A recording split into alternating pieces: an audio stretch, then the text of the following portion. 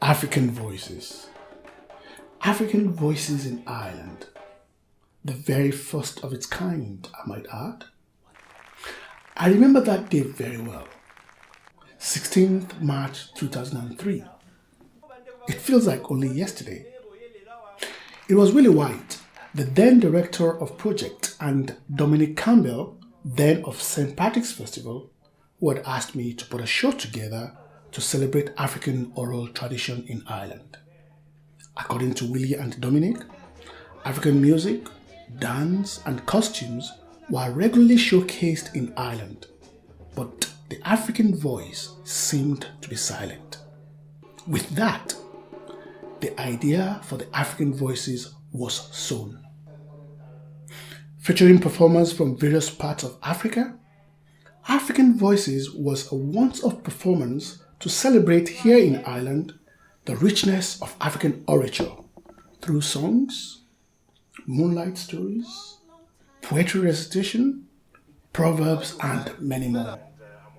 It was indeed a night to behold, a cacophony of African voices coordinated by an African for a mainstream Irish theatre.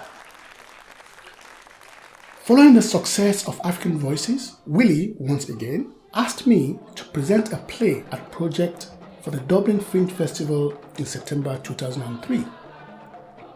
I opted for The Gods Are Not to Blame, a Nigerian adaptation of Oedipus the King, which I co-directed with Jimmy Faye. It was the morning Project was going to press that Willie called and asked me what the name of my company was. Arambe was the first thing that came to my mind. Coined from the Yoruba saying, Arambe Timofeda Kaye Mapa Karalamida, meaning there are wonders that I will perform if my destiny is not altered. That very moment, Arambe, Ireland's first African theatre company, was born, aimed at shedding light on Africa and Africans living in Ireland. And since that humble beginning, Arambe has indeed performed many wonders, at Project no less. First, it was our African griot in 2004 to explore the similarities and differences between African total theatre and European theatre traditions.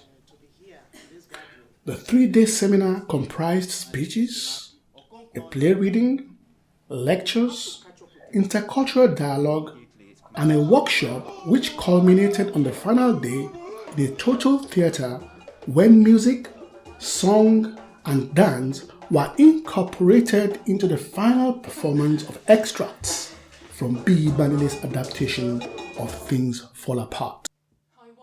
Arambe was back at Project in 2005 with a performance showcase of Not So Long Ago. A sequel to our Once Upon a Time, Not So Long Ago was a dramatization of contemporary real-life experiences of Africans living in Ireland.